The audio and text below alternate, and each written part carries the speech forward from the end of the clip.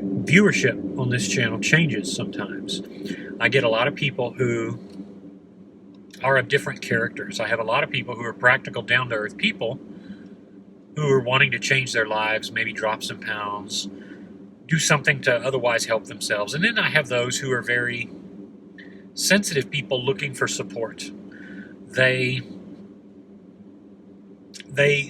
in need of guidance. And then I have people who are very evangelistic, and this month has been characterized with a lot of conversion emails. I've had people reach out to me and say something to the effect of, you need to come back to God. You were once a faithful man. You need to come back to God. And I love it when I get conversion emails, because invariably people who write those don't understand some very hardcore truths about the world. There's a certain level of maturity that you come to in society, and some people don't rise to it. You only see what your mind can handle. That's true for everybody. You only see what your mind can handle, and your mind will reduce to terms most familiar to you everything that you encounter. People who are religious, who believe in a literal Jesus or some other religious figure, and they see a beautiful Savior with flowing hair and speaking with a divine harmonic voice, they're very romantic in nature and also very theatrical. You only see what your mind can handle in those cases. So someone else's God would be a shining star. Someone else's God would be like the statues on Easter Island. This changes from person to person, but the one thing that does not change is the one thing I've tried to convey on this channel but haven't always succeeded, because so many of you have different belief systems and you're in different places in life that you can't see it. God is the inescapable truth of you asking who you are. And I've explained this, I think, before. The very fact that you ask the question about your life's worth means that you are yourself proof, all the proof you need of the divine. You don't need to have an exterior savior. You don't need to have an exterior force, because you are part of that force. The same way that one water droplet is the same as every water droplet that has ever been. If you take all that water, put it together, that's essentially you. The ability to ask the question why, is the ultimate proof of the divine, but it doesn't point to anything else. It points to the way things are right now. And so many people still do not realize that there is no ultimate end. There is no ultimate paradise. The reason the universe is running from itself is because by the very nature of the case, it cannot be known. It cannot be figured out. It cannot be reduced to things most familiar. That's why everyone who is honest with themselves will go back to when they were a child and they first had doubts about Santa Claus. And then they'll think, I wonder why Santa doesn't visit Jewish children. Okay, that's kind of interesting. What answer could my parents give me for that?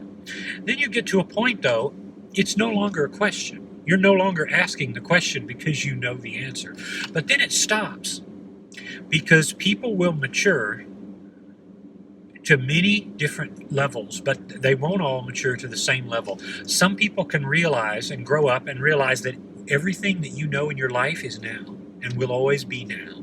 And when you die, everything that was you will continue to live on in the various traits of others.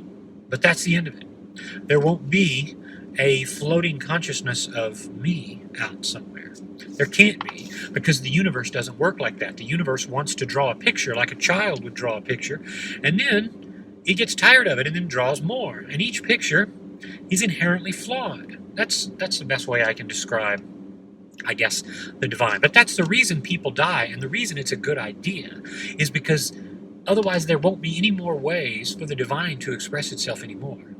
That's why the beauty of death and birth, or birth and death, in whichever order, is so startling, because everything around you that you think is random, dust particles on the far side of the moon, dead planets that have no life on them versus one planet with life on it. You would never think of that. That's proof of the divine, if nothing else.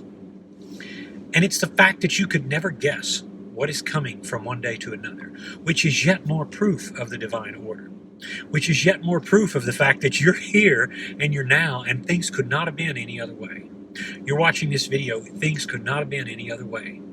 You have, hopefully, the clarity in this moment to realize that nothing else shares your abilities. So the fact that you can ask the question, why am I me and not someone else? That's a human ability. The elephants, smart as they are, do not come along and say, is there a great elephant somewhere that starts everything? I wonder if there's a great elephant out there. The apes don't say, what am I going to do? Who created that star? They don't wonder, but we know from countless anthropological studies and data that the mind, it's not even close to what a human mind is. So my point in mentioning that is there are things about the human experience that cannot be duplicated in the animals. Just because we resemble a modified animal does not mean we're the same. Similarity of subject matter excuse me, does not mean identity of subject matter. Let me say that again. Similarity of subject matter does not mean identity of subject matter. So just because two things are similar does not mean they're the same. And it's the fact that you can watch this video and sit and think of your purpose in the great scheme of things and not know it, which is yet another extension and exaltation of the divine order.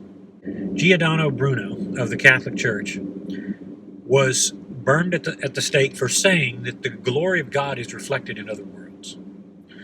He was absolutely right about it. And it was that limiting belief of the Catholic Church at the time that meant that it showed their limitation. And it was one of the saddest things. It was a horrible execution in which the Catholic Church has since apologized for. We now know that more is better. We now know that many planets are out there, countless planets. All of those things amplify the glory of nature, aka God, instead of detracting glory from it. But that's the problem when anyone becomes too religious. They naturally and inherently detract from the glory of God. So that's why it's so easy to attack religion, because it's so full of holes. Religion is only as far along as the people who hold it. So if you lived in biblical times and you believed that God told you to cut people's heads off and put them on sticks and let them face toward the east because they've committed adultery, like Numbers chapter 25, then that's where the development of people is. But today we look back at that and just think, oh Lord, that's awful, because it's out of our experience. Well, I'm telling you, the divine is never dependent on experiences. The divine does not depend on anything you and I think or say. The idea of God throughout all of this time has not gone away, because the term has no meaning. It's a wild card. When you say God, not a single one of you watching this video has the same idea of what you mean. That's why some of you envision God as a man who lived in Caesarea Philippi in the days of the first century in the Bible, and others refer to God as the divine order, like I do. Others, some other deity, some other force, some other power. Me, I feel that the divine is best expressed in stars, in orbits, in planets. I believe that that's how all is communicated. And when I look up and I see or if I just look online, I don't even have to look, I can't even see a black hole, but if I look online, I can see images of one, and the mathematical models tell us that they're real, they're out there. When I look at that, that puts in me a spirit of awe that cannot be replicated in something else. And that's why, to me, worship for Joe Holman is the adoration of what is called, in Romans 1, the natural revelation, the natural order of things. That to me is as far as we can go. The God of Thomas Paine, in other words. But the things that we do in awe are very few. How many things do you do that are things that you do that you don't do to get to another end? You go to work, you pay your bills, you get dressed so you can be socially acceptable, so that you can go out in the world, so that you can get a job. All of those things you do. You take a bath so that you can smell good, so that you can be socially acceptable, so that you can keep yourself clean, so that others want to be around you. All of those things are fulfilling other needs. But what do you do that you do out of awe, out of work? That's what worship is. It is reverence, it is splendor, it is excitement. And that is what is lost in churches and mosques and temples and synagogues across the world. That sense of awe, of that's great, that's powerful. When I look at Jupiter, I see power, I see amazement. That's worship. It's not worship to go and sit like a wooden Indian and sing chants, at least not for me. I'm not criticizing you if that's for you, but it could never be that way for me. So the things that we do in admiration and awe and out of feelings of thanksgiving, that is real worship. It has nothing to do with doctrines, with dogmas, with instructions, with divine revelations, which of course nobody can ever agree on, whether or not somebody spoke of God or didn't. Something as marvelous of God could never be relegated to a book, to a prophet, to one individual. That's why everything in the world that I live in is based on what is intuitively obvious to you and to me. The things that we know are great because we know to look for them and to look at them and to say, I can't but look away from this.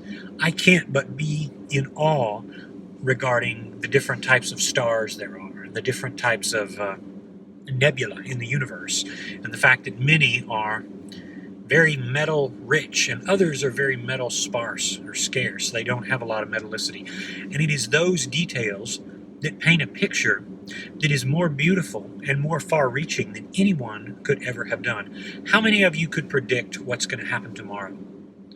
Not a one of you. You can't make one hair black or white. The Bible taught me that, and it's nonetheless true. Everything that you do, everything at all, no matter what it is stooped in the lack of certainty. And it is that lack of certainty which is what gives you the advantage. You have the advantage of being able to acknowledge it and to humble yourself before it and say, I don't know what's coming, but I will adapt, because that's another manifestation of the divine spark, the ability to adapt. We take it for granted because we live in a kill or be killed world where we reduce things to terms most familiar and we say it's just living. That's why most of you who are very religious, you go through life without appreciation, whereas someone like me who's very irreligious, I appreciate the things around me, this bottle of water, more than you appreciate all the things in your life. Because it's never been about revelation. It has never been about so-called truth, which is nothing. That's just perspectivism. Truth is just perspectivism. The beauty of the natural order comes from the realization that you are only part of it. And you're not better than it, you're not worse than it, but you're essential for it. So, I didn't have a whole lot to talk about today, but I did have that. So, I don't know. I hope that's in some way been helpful.